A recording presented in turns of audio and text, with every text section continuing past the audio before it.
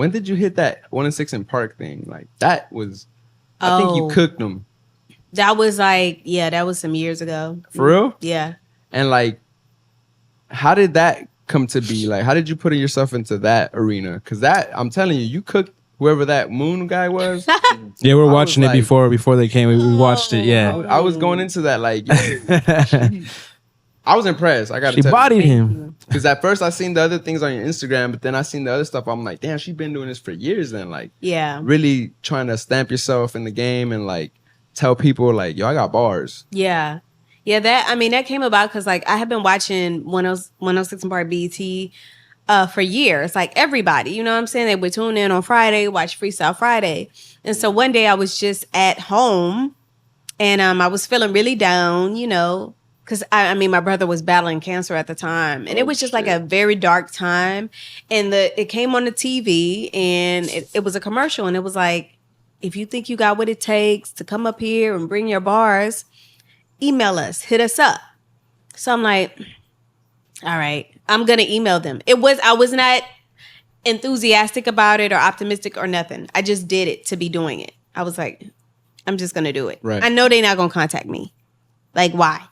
You know what I'm saying? Just through the. Yeah. I just shot my shot. Shot your shot. Yeah, the alley-oop. And so they responded and was like, hey. By the way, is it like an audition tape you did? Did I do you know what? I don't remember. Oh. I feel like it was in-person auditions. Maybe it was. Okay. Because why would they just invite you if they never seen you rap, right? Maybe I showed them my page or something. Something. But they were like, hey, you know, you got to get yourself to New York and come to auditions. I was like, oh my God, like I had never been in New York before. Like ever. And so I was like, I'm going. Like is that what you said earlier or before the pod? You were like, New York has been like defining moments. The most defining moments there. Like I went for the first time. You know what I'm saying? I was scared. I wasn't scared, but I was like, what the hell am I doing? This is uncharted territory. Like, so I went, you know, my brother was battling cancer, like I said. Like, it was just like a glimmer of hope for me to go up there. And so I'm up there and I go through the auditions. And so they had me battle like a bunch of guys and girls at the auditions. So even at the auditions, you're already battling people. Like, that was the whole audition, battle somebody. Yeah. Whoa. And I was like, man, they're not going to pick me. And so they did. And so like the executive producer was like, no, I really like you. Like, you're going to go on. And I was like, oh, what the fuck? Like, what? Okay. It was like a blur. Like, it all happened so fast. And so I was like, all right, I'm going to go on. And finally, when the day came, you know, a few days before, I went up to New York to get ready for the battle. And while I was there, my mother had told me, you know, that my brother has transitioned. Whoa. While I was in New York. And I was like so devastated. I was like crushed. Like my world had shattered while I was in New York. That's like a bittersweet moment, right? Like, you got your brother that just transitioned, and then you're over here living your dream, like about to go on TV. And so I was like, forget it. I'm not going. I looked for a flight to go back home to be with my family so we can make arrangements and all that. And when I got down there, I was like, I'm not going back. My mother was like, when are you going back to New York? I said, I'm not going. She was like, what?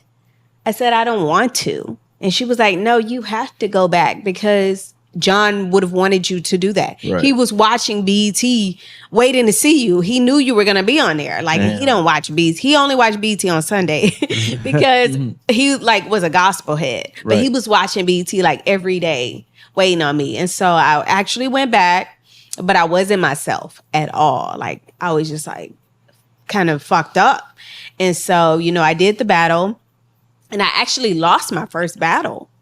I lost. And that's okay because, like I said, I was not there. Like, I wasn't mentally, myself. You were like not present. You're like, no, I didn't, mourning still. Grieving. Yeah, I was like in shock. Wow. And so everybody was like, you should have won that battle. Like, what happened? You should have won. Like, they cheated. I'm like, I really don't care. Like, I didn't. Like, who cares? Like, when you know, you got your family like that you just buried. Like, I did not care. And so a few months later, the executive producer was like, hey, would you like to come back as a wild card? And I was like, yeah. Like, this was like maybe 6-7 months later. I was you left an impression though. Yeah. Yeah. And I was like, wow. I thought I lost, and y'all was like, fuck her. So they was like, you want to come back as a wild card? I was like, yeah. So I went back and I won the battle.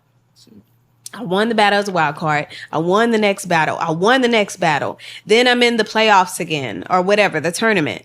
And so the same girl that beat me, I beat her. Oh, snap. This time.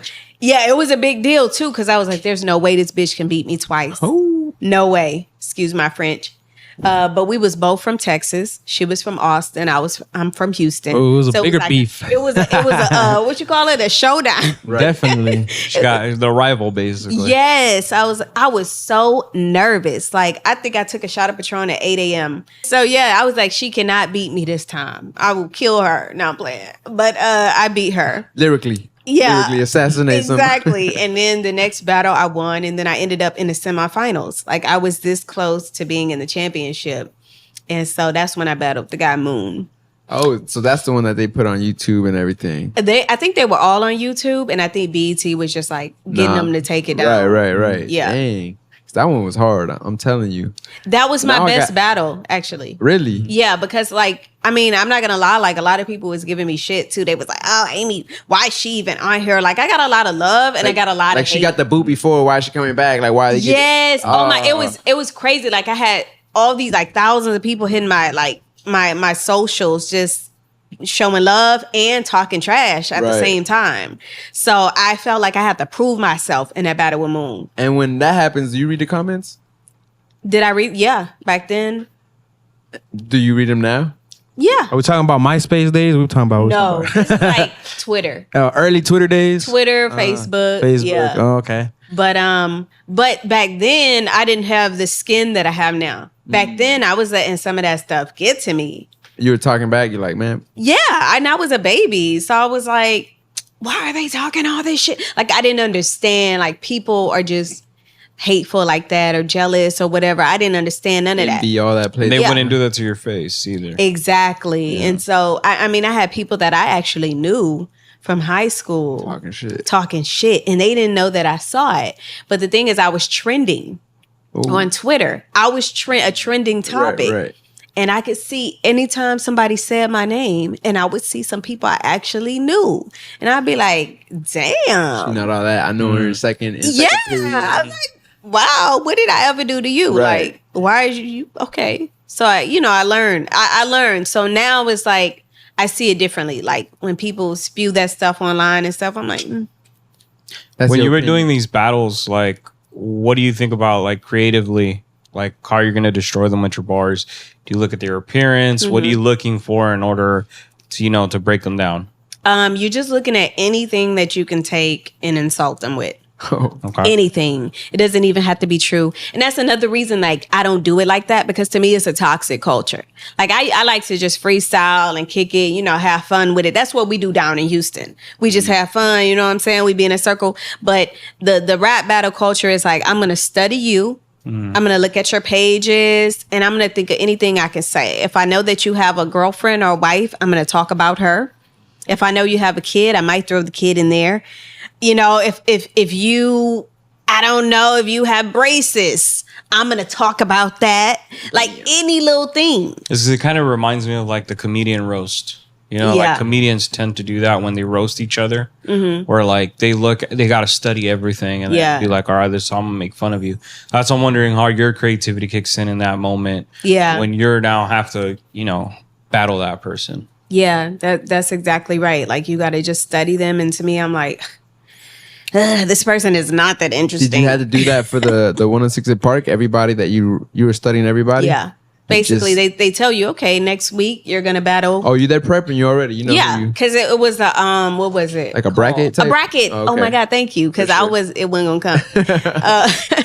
They're like, okay, next week you're gonna battle this guy, Priceless from San Francisco. So I'm like, looking him up. He's like a little short, skinny dude from San Francisco. Thinks he's kind of cool. If he see this, he really gonna be mad. And so I'm looking at him. I'm like, weak sauce. We gotta go viral. Yeah. We about to reignite all of this beef that I used to have in the past. So yeah, I'm talking about him. You know, he was really mad. So did you aim for his height? Yeah. Yeah. But I feel like with Moon, you height. cooked him in a different way. It was kind of like, did you get personal with him? Or did like, because then he started talking about, he said something about, he lost it at the end. Like, he started fumbling his words. Exactly. So I was like, that's what everybody did you look at him a certain way? Like, what was that? No. He just, because you cooked him. He is a fumbler. You know what I'm saying? I'm not trying to be funny, but he has butterfinger, she said. Right. He's done that, and he had done that in previous battles. I saw that. So I even said something like, "You gonna choke?" I said that in my battle. I was like, "You gonna choke it?" No, he said that. Wait, he said. I think I said it, and he said it. He was like, "You probably thinking I'm a choke again." Yeah, because you did. Right. You choked in like 3 other battles. You had like 6 seconds, 5 seconds left on the clock. And he was just like... You went past the clock. I was like, yo, that's crazy. She's still going. That was dope. Yeah. So like transitioning from that to like what happened after 106andPark? What spotlight did that give on you? How many followers did you get after that? Oh my God. Okay, so I remember on 106, I got 10,000 followers in one day. Ooh. On Twitter. 10,000 because they were like... Because Moon had beat me or whatever. He didn't beat me, but they voted for him. They gave it to him? They did. Oh, they gave him the battle. That type of like stutter and fuck up like that? Oh, hell no. And so... It's fucked up. They were like, oh, Amy, you know, not for nothing. You was the first woman who made it to the semifinals. Woo, woo, woo. Is there anything you would like to say? And I was like, yes, this is my Twitter. And so I got 10,000 followers in one day. Yeah, like my phone crashed. I had to buy a new phone when I was in Times Square. Damn. And I was like, everybody thought I was ignoring them, but my phone literally... It was overload. Yeah. I ain't never seen no phone do that. So yeah, from there I got like a big following. I got big supporters that still, you know, support me to this day. Till this day. Any labels come calling? They did. They did. How was that? Were they calling before that? No. Oh, shit. Okay. I mean, a good thing. I'll say at the time I had a manager and... He didn't play his cards right? No, not at all. Not at all. That'd be the case sometimes, man.